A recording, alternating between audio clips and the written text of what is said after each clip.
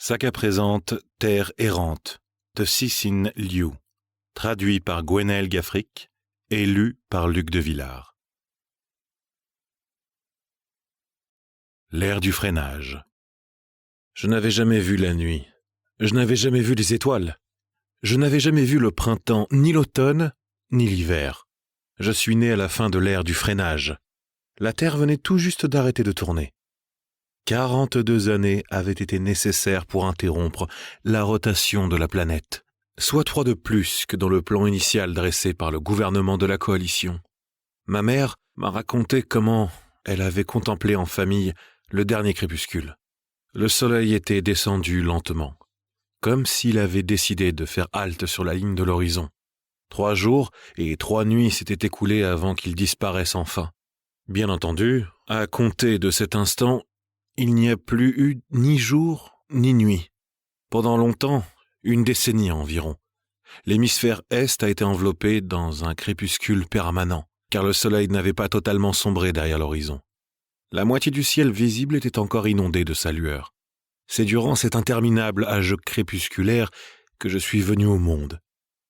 Mais crépuscule ne signifiait pas obscurité. Les propulseurs terrestres illuminaient de leur splendeur tout l'hémisphère nord.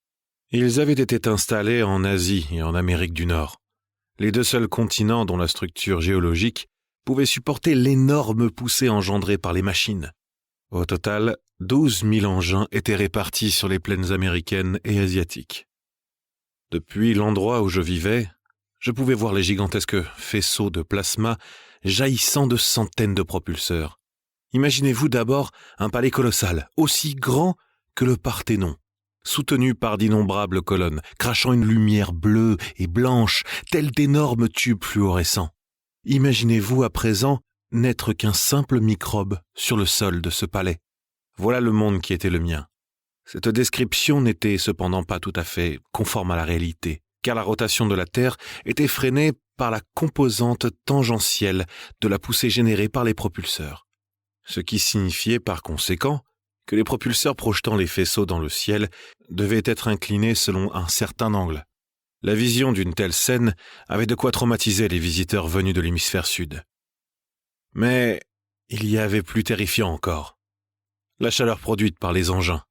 La température extérieure pouvait atteindre 70 ou 80 degrés Celsius, si bien qu'il était indispensable d'enfiler une combinaison réfrigérante avant de mettre le pied dehors. La chaleur engendrait en outre de fréquentes tempêtes, et le spectacle des faisceaux de plasma perforant les nuages noirs offrait une vision cauchemardesque. Ces colonnes de lumière se dispersaient pour former des halos frénétiques et multicolores. Un magma incandescent semblait alors maculer le ciel tout entier. Mon grand-père, qui commençait à devenir sénile, trouvait cette chaleur insupportable.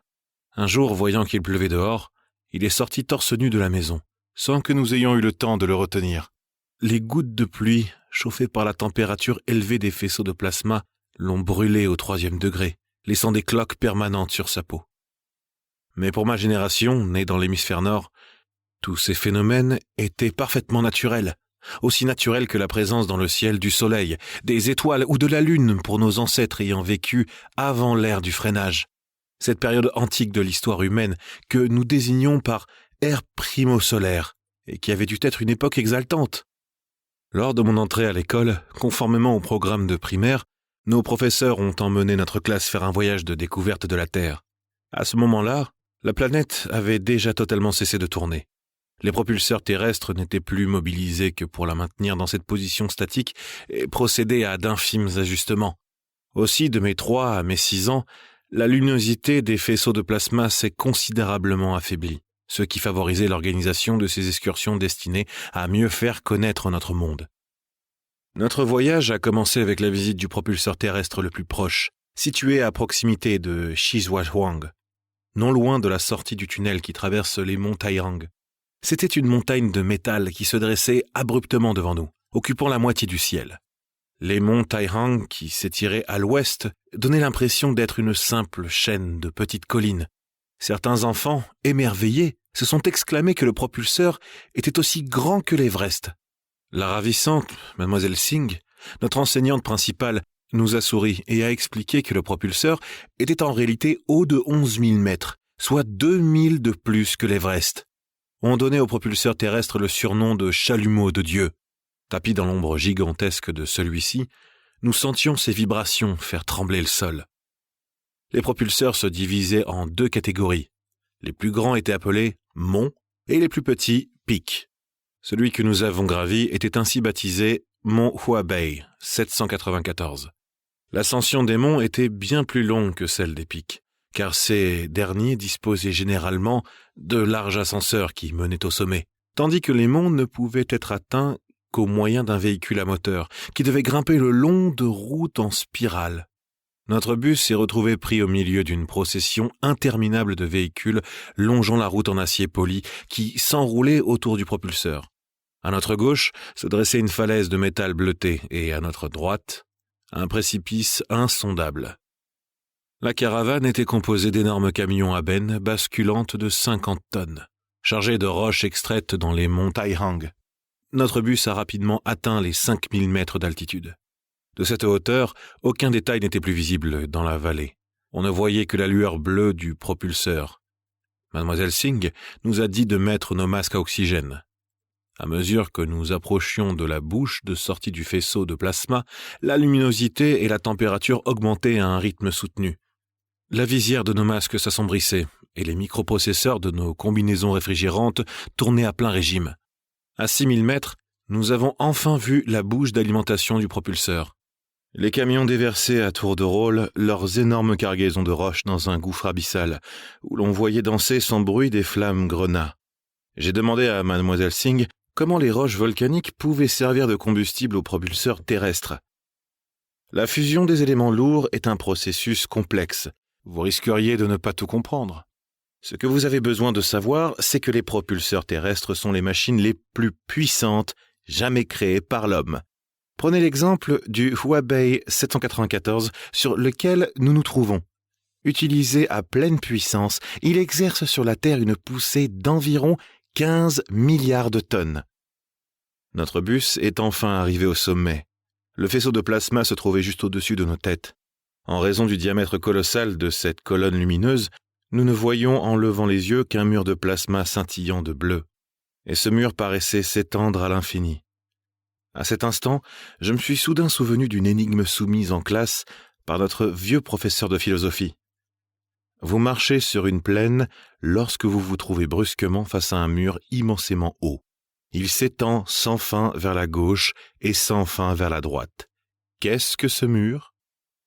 À l'évocation de ce souvenir, j'ai frémi et j'ai raconté l'énigme à Mademoiselle Singh.